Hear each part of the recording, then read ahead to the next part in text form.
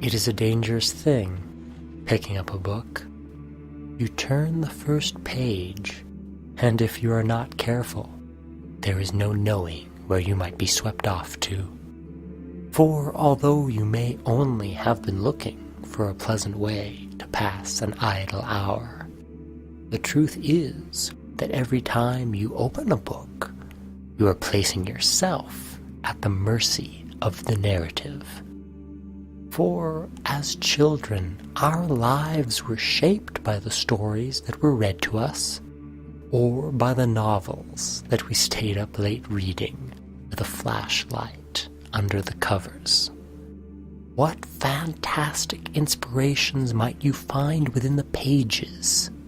Descriptions of far-off places that you now find yourself drawn to visit later in life?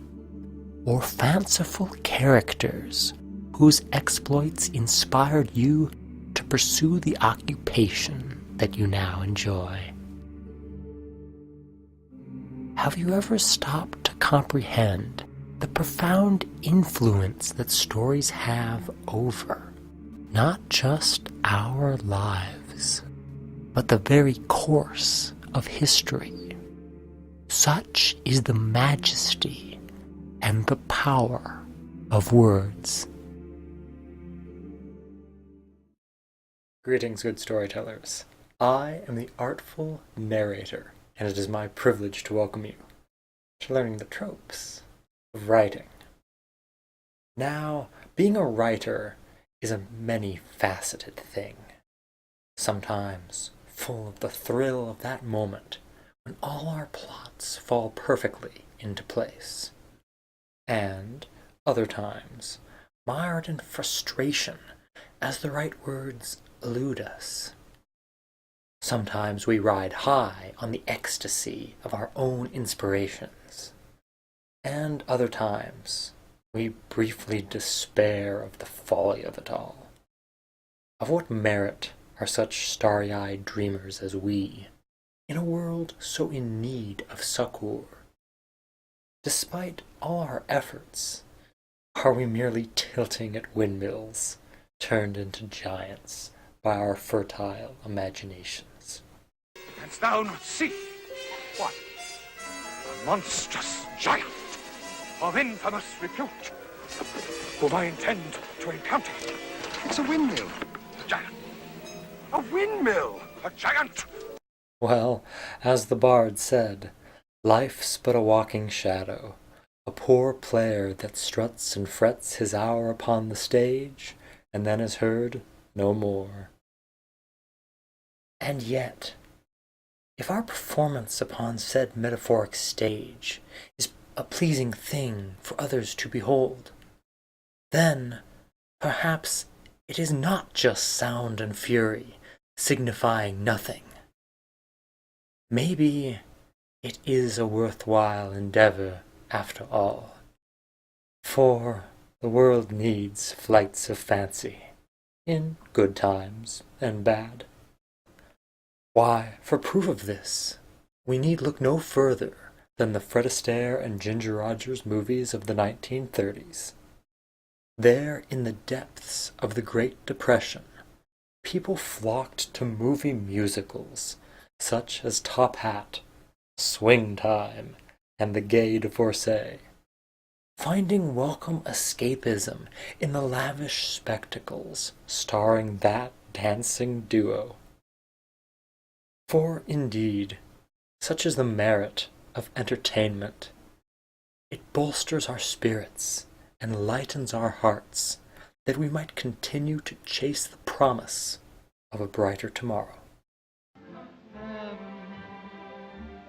I'm in heaven, and the cares that hung around me through the week seem to vanish like a gambler's lucky streak when we're out together dancing cheek to cheek. But a closer look at history reveals just how mighty the written word is, and just how worthy the humble efforts of writers can be. So it is that I would have you consider a show created in a time riddled with fear and anxiety. A sci-fi program that chose to go against the trend of its contemporaries by presenting us not with a bleak portrayal of the future, but with a vision of the 23rd century, woven with a message of hope and promise.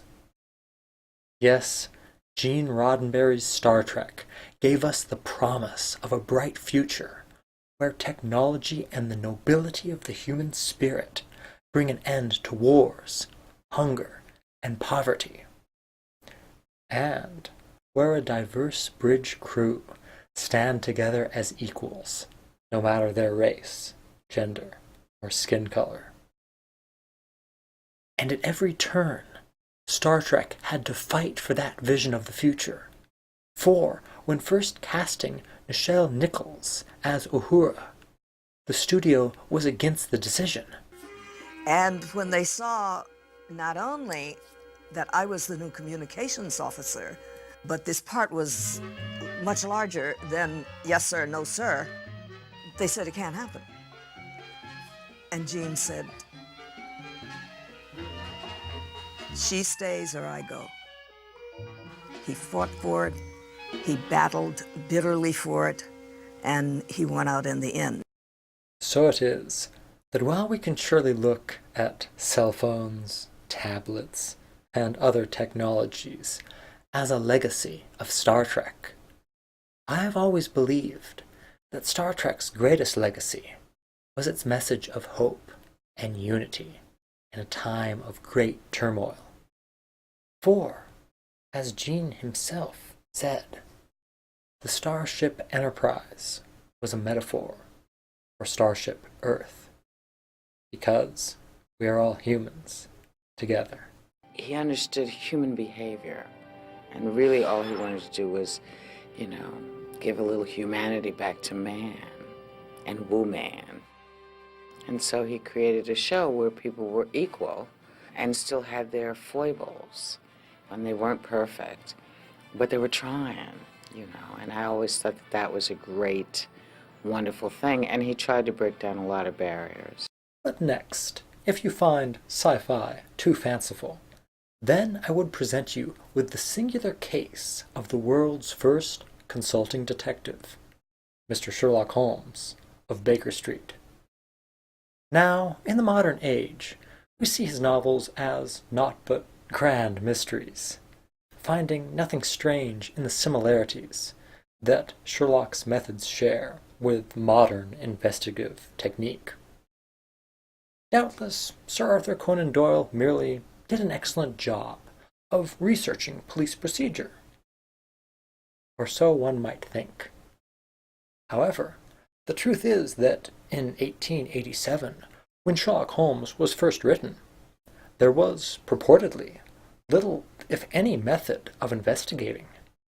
Police procedure still consisting mostly of unceremoniously cleaning up the crime scene and rounding up the usual suspects. Crime is common. Logic is rare. However, an Australian judge named Hans Grass became frustrated at how sloppy and inept the criminal investigations were that were presented to him.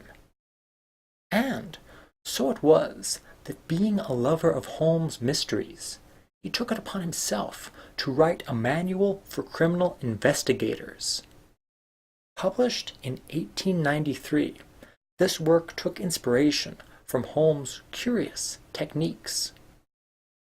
However, it was not just Holmes' meticulous investigative style that inspired advancements in policing, but also his forensic approach that transcended fiction to become fact through the actions of Edmond Locard, who in 1910 created the first forensics lab and went on to pioneer breakthroughs in modern forensic science by fathering the Locard's exchange principle. So, when next you read one of the fanciful mysteries written so long ago by Sir Arthur Conan Doyle, take a moment to appreciate just what a profound influence those novels had on the world that we now live in. We're not jealous of you, you know, at Scotland Yard. Oh, so we're proud of you. And if you come down tomorrow, there's not a man from the oldest inspector to the youngest constable who wouldn't be glad to shake you by the hand. Thank you.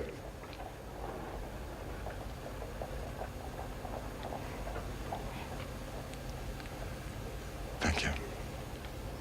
And so, we may begin to glean an understanding of the range of influence that a few words strung together with a plot can have, either to lift people's spirits that they might more easily weather a rough day, or to inspire future generations to make the world a brighter, more fantastic place.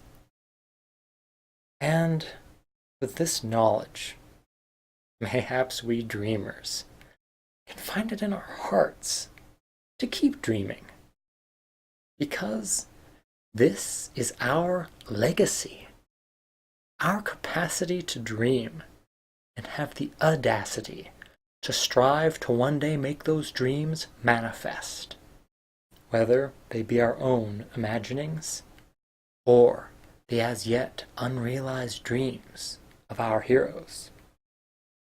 For, as Jules Verne, a man who knew a thing or two about seeing his fiction transformed into fact, once phrased it, anything one man can imagine, other men can make real. Thank you very much for watching Good Storytellers. I hope that this video has been informative, or at the very least, a pleasant diversion. Until next time.